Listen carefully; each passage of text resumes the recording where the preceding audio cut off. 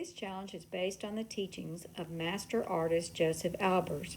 He asked his students to play with folds and cuts, wasting little or no paper while creating a three-dimensional form which has, remember, height, width, and depth from a 2D medium, paper, that has only height and width. Experimentation was encouraged to discover the possibilities and limitations of the medium. Albers was part of an important movement in America developed at the Baja School. It's easy to be overwhelmed by the complexity of these examples and feel that any attempt to create such a sculpture would be too difficult. But like many things that seem impossible, when you break them down into their simpler components, any large task becomes achievable. All right, so let's take this very complex idea and see if we can break it down into its components.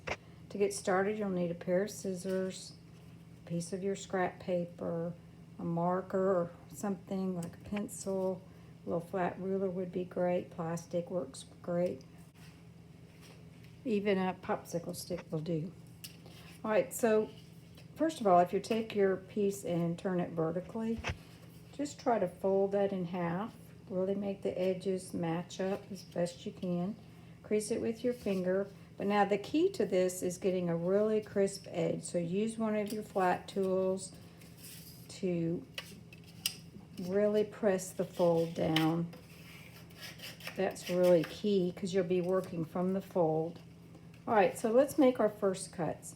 If you'll turn your paper so that the fold is at the bottom, that real nice creased fold, take your scissors, and we're going to cut from the fold, not all the way through. We're going to stop before we get to the edge.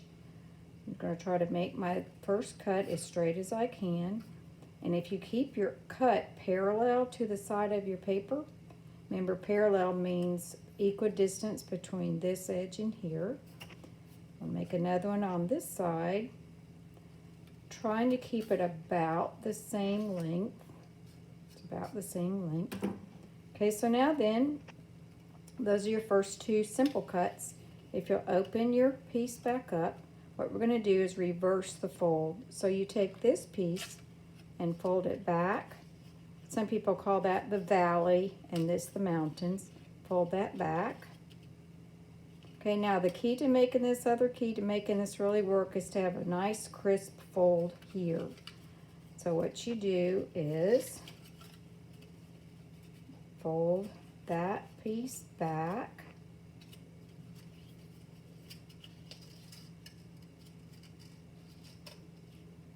I'm going to crease it with my fingers first, and then I'll use my tool. If I'm using marker or popsicle stick, just crease it down so that it's nice and crisp. And see, this side doesn't have that crisp edge. It's really key to have that. I'm going to fold it back with my fingers first, and then I'll crease that back. Use a popsicle stick, like I said, anything flat. Sometimes a popsicle stick makes a weird sound. So then you've got that first cut that creates that 3D effect with your paper. So that's the first easy cut. All right, so let's take it to the next level. Now let's try this. Anywhere where you have a fold, you can make another cut. So what if we have the valley and the mountain coming up this way? All right, let's try it. So I'm going to take the fold. It's a creased fold. I'm going to make two more cuts, about the same length again. Okay. And then when I open that up, got something like that. Now I'm going to reverse the fold, create that valley. See, it works, but there's no crease. The more you have that nice strong crease, and as it gets smaller, you can even just really crease it with your fingernail.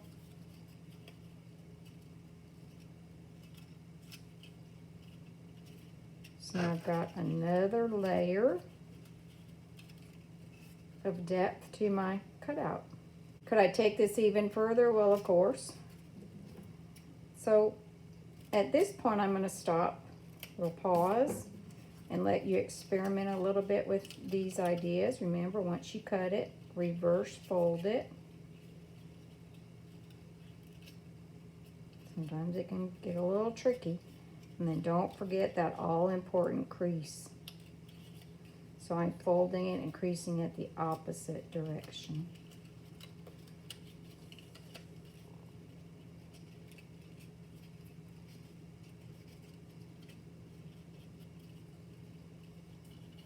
One thing I like to do is refold it all back down and make sure the edges are creased. Then you've got another layer of depth.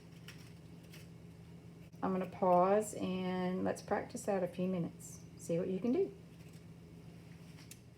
So once you've got the basics down, you might try some other kinds of cuts. Just remember again, always crease down your fold.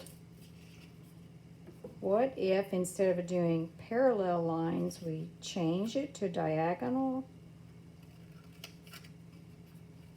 You're going to do the same concept, cut so that the ends of the cuts are equal. Don't cut all the way through. See what that does.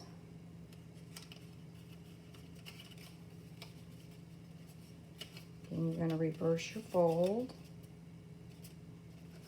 Make those creases.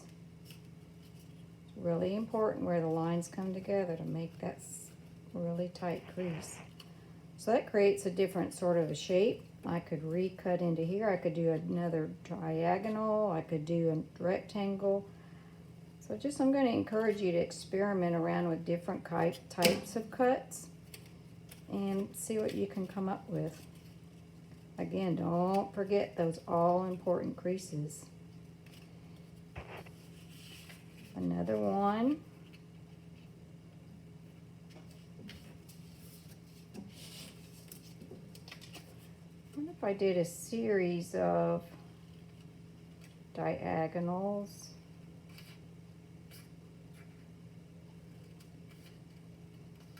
I would need an equal number to fold back, so I have 1, 2, well I have 4 cuts. I want to make sure they're equal, kind of lined up here. Make this one a little bit longer. So the main purpose here at this point is for you to experiment with this idea of the cuts, how to fold them back, how to reverse fold, how to crease, to transform this two-dimensional piece of paper into a three-dimensional form. It's kind of interesting. You can even go back to your original one and try some different cuts there. You might even try a curvy cut.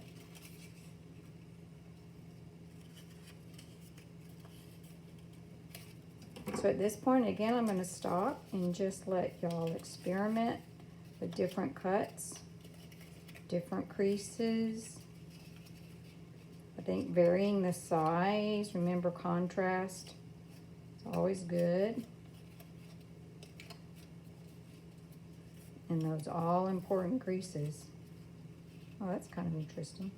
Okay, so experiment with different cuts, diagonals, curvies. How many times could you fold in and out? And see what you can come up with in this first phase.